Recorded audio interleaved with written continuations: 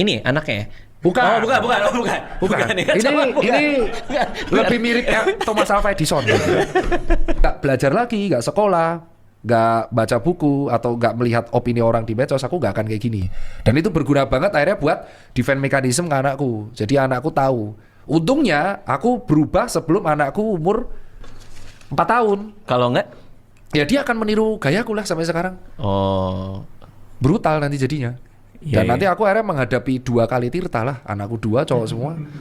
Iya ya. Dan Yang berhadapan langsung kitanya lagi. Iya, dan dulu tuh kan aku sempet jengkel sama bapakku. Umur 16 tuh aku jengkel sama bapakku. Rebel kan. Aku nganggap bapakku tuh adalah orang yang paling diktator lah.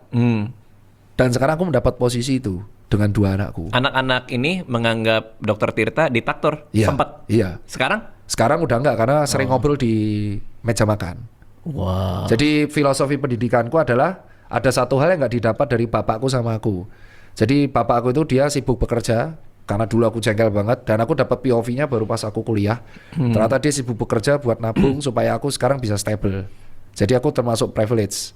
Jadi aku bisa sekolah, nggak khawatir cari rumah. Itu gunanya bapakku cari uang terus dulu. Nah, tapi gapku sama bapakku jadi jauh. Jadi aku jarang cerita. Akhirnya itu yang kuubah. Pendidikannya tetap sama, tetapi aku membiasain aku sama anakku tuh selalu makan di meja makan kalau di rumah. Oke. Jadi aku sama anakku tuh kalau pas lagi main-main, tapi pas di meja makan nggak boleh ada yang bawa HP dan semua harus ngobrol di situ. Disitulah titik anakku terbuka sama aku. Dia cerita soal temennya, bapak temennya, diajak ngapain, main apa, itu cerita di situ. Oh. Dan itu yang mulai trust-nya mulai berubah. Tapi ketika aku kerja, ya dia nggak ganggu, dia tahu karena bapak aku tuh dulu pas kecil suka ngajak aku ke kantor, ke bank karena dia perbankan. Jadi aku tahu dia ngapain cari uangnya.